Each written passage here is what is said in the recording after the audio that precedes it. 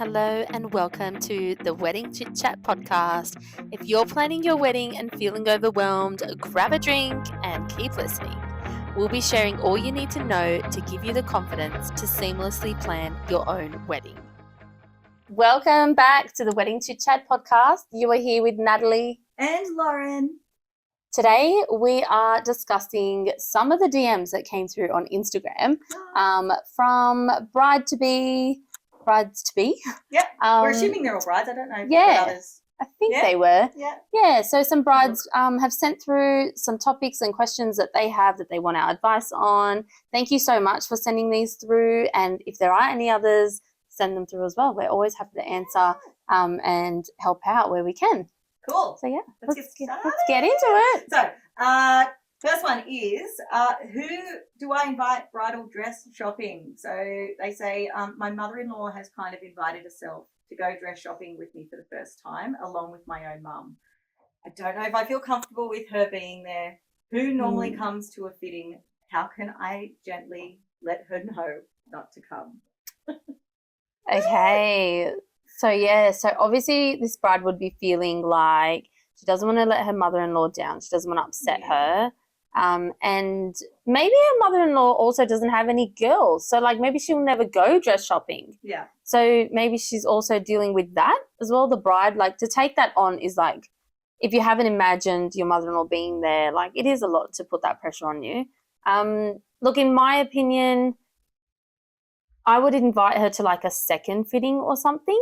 Yeah. So the first one, I'd take my mum shopping if I wanted to and like just have that experience. And then maybe tell the mother-in-law, I found a dress and this is like me and mum just happened to be don't make it like it was scheduled and just be like, I fell in love with this dress and I walked in and tried it on and like, then maybe get her and say like, I'd love you to come and check it out too. Yeah. And because then she would know that you loved it already. Yes. So she won't be like. Yeah.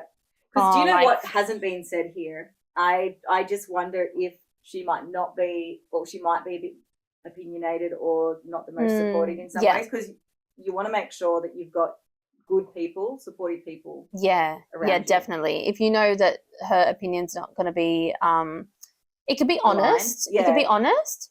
But if you feel like the way she says things sometimes comes across a bit like mean.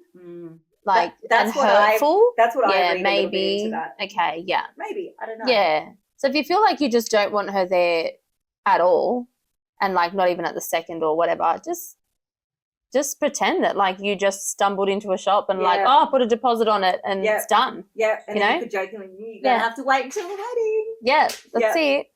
So there was the question within the question was who normally comes to a fitting? And I don't know if there is any There's no standard. No, it's just who you feel comfortable with. And you do want honest opinions. You don't want people there who are going to see your reaction and then be like, oh, you look so stunning, when they actually don't think that you do look stunning in it. Yeah. So that as well, like you don't want false, like, and false, I think research where you're going so that you're not disappointed as well. So going into places that like cater for you in a sense. Always like check them out, see what they've got, like their styles and things. And even sizes. Not all bridal shops are size inclusive. Maybe call in beforehand and definitely. But make sure that you're taking people who are supportive, like Lauren said, and so that you have that experience that you're hoping for. Have some wine. Yeah. Have some wine and a good time. That's it. Cool.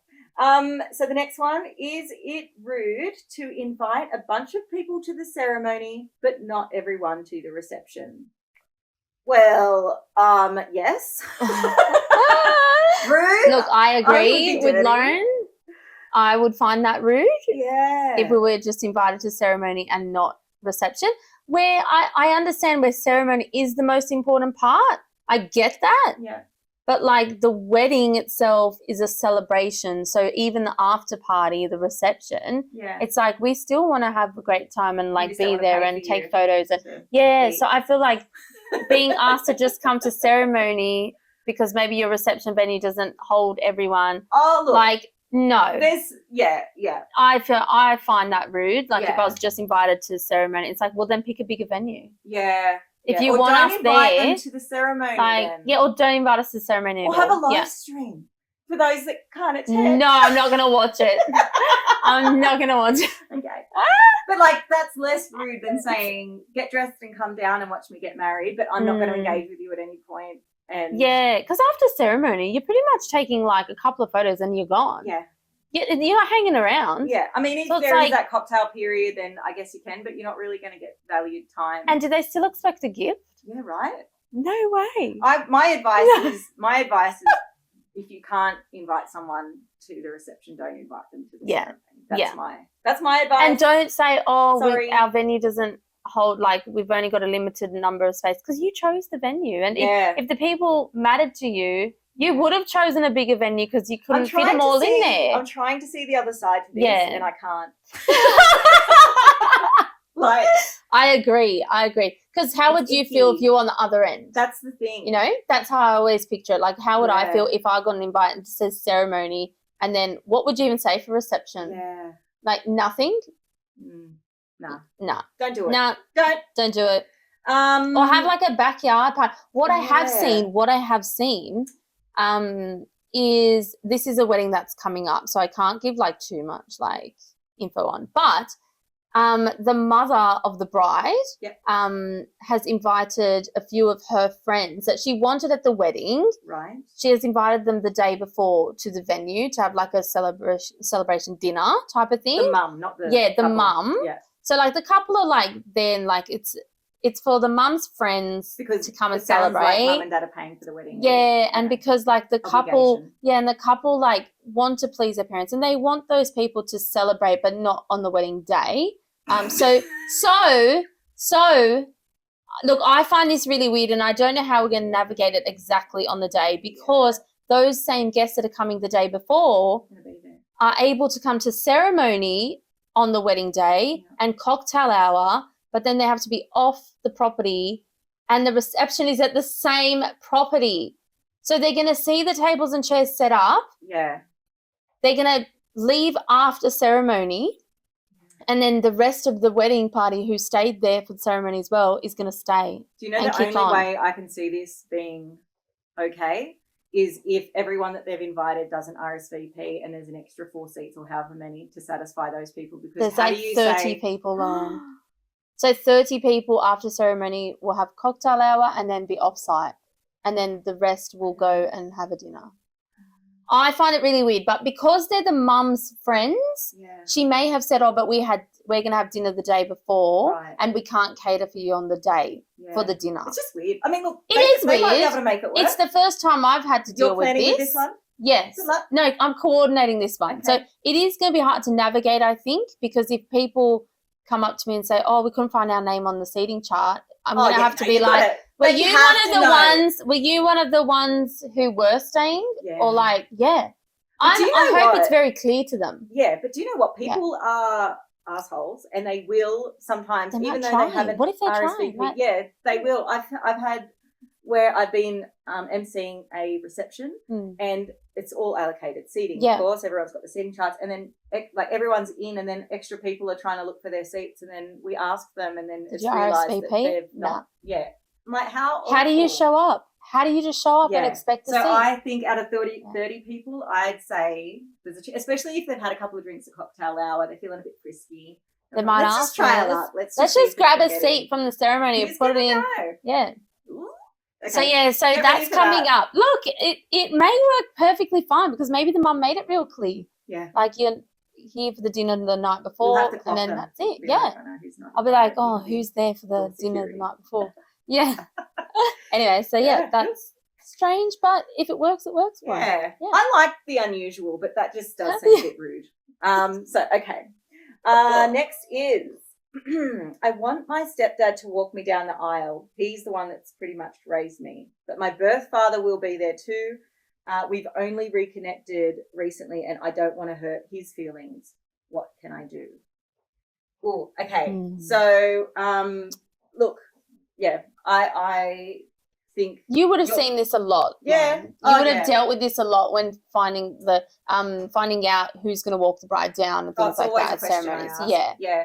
And I mean, being a dad doesn't just mean giving birth to someone, and he hasn't earned that right by the sounds of Firstly, things. he didn't give birth to him, so. soz. Yeah. Yeah. Well, Yeah. So really nothing. So I've seen this done a few different ways. So you can task people with different jobs within your ceremony, and to make them feel included. True. But even if, like, so I have seen it. So like the father walks down for the first half and then stops and then hands over to the stepfather, because it's like symbolizing that he's the one. That he's also part of the the upbringing. Yeah. And I have seen it where that kind of scenario, and then it's arm in arm with both. Either, but for this one, I actually don't think birth father gets. Sounds like he hasn't been in the picture for too long. Because if they've just reconnected, maybe he doesn't even expect it, to be honest. So maybe he's the type that won't even expect it. I guess you sort of have to know them to think, like, would they expect to be walking me down? You know, and it's a conversation that you can have with them. Like, I would definitely have the with the dad, just say, do you like? Just so you know, I'm going down the aisle. Someone's taking me down the aisle. It's just how I feel most comfortable. I hope you're okay with that. So it's not even asking for permission. Just say what you want. You made your bed. That's exactly right. Yeah. Isn't that right? Yeah. We agree on that. It's and just on walking down, you can walk in on your own. You can walk in with your partner. It doesn't need to be. I really like it when the bride's walking down and then the groom meets her like halfway or something, and they walk in together. It's really nice. I love that. I've had a lot of like my same-sex couples ask how to do it and that sort of stuff, and I'm like, look, there's no rules. So if you want to have the traditional arrival with one person at the aisle and then a second person coming in, I've had them with and I had this in with brides and grooms kind of setups. I've had the groom coming in with his own entrance, and then the bride coming in. Oh yes, I have seen that too. It's really varied. There's no rules. Some of them, the parents even walk down the aisle like separate. Yeah. You know, because they're like, I paid for this. Yeah, I'll make my entrance first. They usually do walk down first, so it's so lots of options there. So I think we answered that one. Yeah. This I always see on the forums, on the wedding forums, on like Facebook and stuff. What can you get your bridesmaids to pay for? The dress, the shoes, the makeup, the hair? My God. Like the hens, the this, the that. Oh, yeah. Look, my opinion, if you can't afford to pay for those items, the dress, the shoes, the hair and makeup, you shouldn't be having a big bridal party. You should only be having people that you can afford to pay for. Or even if you, firstly, I would not get anyone to pay for anything, right? But if you really are struggling, like, firstly, how are you paying for the rest of the wedding? Like, that's how I see it. Well, then cut down somewhere else. Because if they meant so much to stand by you, then cut down on something else to pay for them, make them feel a bit special. Like, I think my bridesmaids paid for the dresses. Oh, Lauren, did you pick it? Did you pick the dress? Did you pick the dress? So we all went shopping, and I just had a colour, and so it was like a charcoal or grey. Did they all wear the same dress? No, so they all picked dresses that were suited to their body type. Okay, so one colour, but like all different dresses. And my thought around it was, and I actually do disagree with this now, so like, you live and you learn. But they'll wear it again sometime. You'll never wear that black chiffon dress again, or grey or whatever. Like, no. I don't think I've ever seen them wear that again. No, you wouldn't. Yeah.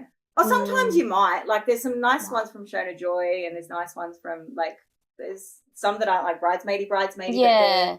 Look, if you're setting the expectation of this is the dress I want and my bridesmaids have to pay for it, I find that really wrong. Yeah. Like, but, I mean, if you give them a colour, I don't mind that. Because then they can buy something in their budget. I will say, even as a bridesmaid, I don't hate that I would have to pay some stuff, because it's like my bestie and I'm supporting them, but it depends on what the relationship is. Yeah. And it also depends, am I buying a gift, or is this going to be my gift? So you know what I mean? Is this my gift, or I'm happy to give, like, if I'm doing that, then I would probably rethink my gift for the wishing well or whatever, or like they get again definitely to a hens, or Like the hens night, a lot of brides think that like, oh, the bridal party are like paying for everything. Yeah. And it's like, but that's a lot of like pressure to put on them if you're setting the standard of what you want. Yeah, that's another question. You know, so what like, do you think? Like I would think getting invited to a bridal party, let me know how much it is per head and then I'll let you know if I'm coming. Look, hens night is a bit different because usually it's like a ticket, you're going on a boat, you're doing something. Yeah. Usually there's an activity involved. So that ticket price, normally people pay for themselves, right? But I'm talking about the bridal party having to pay for the bride and to cover the costs and decorations and extra things that the other guests wouldn't have to pay for. Yeah. So it's like you cannot put that onto your bridesmaids to pay for. Yeah. Like, because you want the big balloons that say bride, or like you want the champagne and you want something else. It's like, but who is paying for that? I don't know. I think you could incorporate that. Everyone else chucks in an extra $5.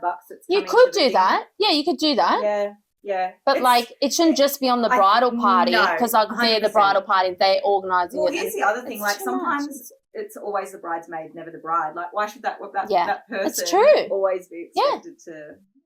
Exactly right. And then by the time it's their turn to be the bride, maybe you're not even friends. So I think the answer to this is just be considerate and evaluate the options. And yes, it's before I accept, yes, I'll be a bridesmaid. What are the T's and C's? Where's the contract? I need to look over it. I'll get my lawyer to look over it. Expectations are before I sign anything. Yeah. So and you know when you give that gift box? Yeah. Like, will you be my bridesmaid? A lot of people do that. There's a contract in there.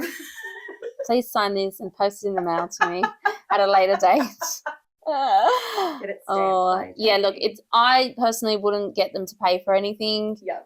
Because if you've got the mentality of it's my wedding day and I'll have whatever I want, well then you pay for what you want. Yeah. Don't expect other people to pay for it. Yeah. Okay, cool. Yeah. Is it weird that me and my partner want to have a combined hens and bucks? We have a bunch of mutual friends, but some of my girlfriends are giving me a hard time about it because it sounds like they want. Sounds like those girls want to get loose. A stripper. Maybe that's why. If you want to have a combined one, have a combined one. I think a lot of people are doing it combined these days because they just want to party. Yeah. And if they have mutual friends like that, I feel like that would be awesome. Yeah, I say stick it to your friends. Like if they want to go out and party, they can take you out another day. Yeah. I think so. Yeah. Do what you want. But I love the idea of a combined one. So do I. Yeah. Nice. Opinions on alcohol. This is the next one. We've already sent out invitations, so it's a little late to make changes. We're thinking of a cash bar at reception after the 3-hour package, the 3-hour drinks package, I'm assuming, is finished. So that means guests would have to pay for their drinks for approximately 2 hours. Is that acceptable? Short answer, no. Not for me. So I disagree. See? Yeah. We don't see eye to eye on this one. I just can't. Yeah. How do you even tell people? Or do you put a sign at the bar, cash bar after 9 p.m? Yeah. Like, no. I actually don't think it's that bad. Like, you're going to get all your main drinking done in those first. Not at a formal venue. If you're literally having it at a pub, if you're having it like somewhere casual and it's like, I'll just come for like a few drinks or like something, maybe. I guess there's a lot of weddings that I do that aren't formal. Yeah. As well, so maybe that's why.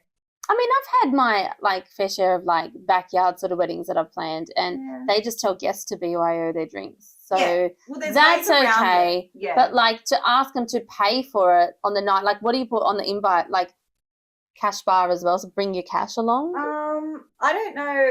I don't know the answer to that. Like but that's a bit rude. I will say okay. I guess the other option is to try and extend it for the reception and don't have a cocktail period or whatever, because there's that. Oh my gosh, that's the best time. I know. Cocktail hour was like the best. But I have had like where it's just beer and wine. Oh, like go with the least, like the package, the cheapest package. And then if someone wants spirits, they have to pay for it. Spirits, that's pretty common. I'm fine with people paying for it. So that's your. Look, if they want a different drink, but not the standard package of like beer, wine, soft drinks. Okay. Yeah, like, I don't know. I'm no, surely not. Yeah, I would be a bit put off. If I was to know in advance, I'd probably pack a flask on my hip and then I'll be like, can I just have lemonade? And then I'll just. I'd be leaving the time that the drinks finish. Yeah, so that, you know what? if it But you was see, the that's package the finishes at dancing 9 or 10 time, o'clock or and whatever, you want then to drink. people probably will leave then. Unless And you don't want people leaving when it's like time to just dance. picking up, yeah. Yeah. Maybe you've swayed me. I don't know. Like that's the time that people are gonna want to drink, and that's when like the oldies leave and the young ones stay. So maybe then cut your numbers and pay for everyone's booze. Just pay for it. Just extend it. Just extend the package hours. Yeah. Okay. All right. There's your answer for that one. And this one wasn't a question. It was a story. So here's a story I'll share. Okay. No one asked my father-in-law to give a speech, but here we are. So my husband and I have been together for 10 years and eloped last January. So that wasn't that long ago. So we plan to have an announcement party as soon as we could find time, which didn't happen to be until 2 days ago. So it's just happened. It's fresh. It was a lovely, intimate dinner with just our closest 20 family members. We really just wanted a chill event with no pressure. My father-in-law had been prodding my husband about making a speech for me. My husband knows me and said it wasn't a good idea, but he kept on pushing. He eventually set him straight and told him I didn't want any speeches or toasts, and that if he did do it, I'd be visibly upset because it's an important event. The day comes, my father-in-law decides to do a toast himself. He's rushing me to make our announcement so that he can make a toast. I wasn't aware. I make the announcement. I look over at him and he stands up. Oh, whatever. Just make it short and sweet, right? He proceeds to only mention every bad time that we've had in our relationship, and he's stuttering, so he's having to repeat himself. He mentions us meeting at a bar. That's all right. He mentions our mental health struggles. Oh, my God. He mentions my personal family legal issues. Gets worse and worse. It's deeply embarrassing, especially since he didn't bring up any good times or positive memories. I know my father-in-law means well, but he's such an attention whore. That's so mean. And he'll take any opportunity to make something about himself. He's really made me uncomfortable on our day. I don't know how to forgive him. That sucks. Nah, that's terrible. Yeah. Look, sometimes with weddings, they do bring out the best and the worst of people. This is one but to be dying to say a speech and then only say negative things, that's horrible. Isn't it like narcissistic, or at least like that's behavior? not. That's just and like I just feel like gross. Yeah, I feel like the husband should have like not allowed him to stand up to say a speech. I feel like I would have been disappointed at the point when you started like saying, where's like really like is he trying to get attention, and like like maybe they didn't have an MC, or like maybe they well, it's just like an intimate dinner. It's just 20 people. They wanted to that's what I mean. That we're like it's just he would have just got up and like put the glass. Can you imagine everyone just sitting there uncomfortably? Yeah. I wish someone, whether it be the groom or someone, just got up and went, mate. Or just pulled him aside beforehand and said, Dad, make sure you don't say anything. Like, we don't want it tonight. Like, So that wasn't, it doesn't look like a question or feedback. It just looks like a vent. That's just. Yeah, sorry that happened to you. But, I feel like your husband should have probably had a word to him beforehand, like, and just made sure, Dad, you're not going to get up. Yeah. We've told you we don't want it. Yeah. Like, please don't. Like, yeah, I would have been disappointed, and I would have been a bit disappointed if everyone just sort of sat there and my husband didn't say anything. Yeah. Yeah. Yeah, it just sucks. That's all I can say. It sucks, and I wouldn't be doing anything. And like, so she wants to see if she can forgive him, but like Yeah, I mean, you can. If you've been told, past it, you can get past it. But if you've been told and you still did it, and you knew how upset she'd be, I think that's so rude. Yeah. So I feel bad for you. Yeah. But like, probably don't have much to do with him. Yeah. That's what I'd say. Yeah. Cool. Well, that's a really low one to end on. Yeah. Send us more, please. Send us more, and we'll give our advice and honest opinions. Yeah. Cool. So that's us for today's episode. Slide into our DMs if you do have anything else you want to hear us chat about. Yep. And you can find this podcast on Apple Podcasts, Amazon Music. This season's going to be on YouTube, so that's exciting. Get to see our pretty faces. Just saying. And it's on Spotify as well, and a whole bunch of other things. So link is in our bio on our Instagram account. Yeah. That's it. Thank you. That's it from us. Thanks for listening. See you next time. Bye.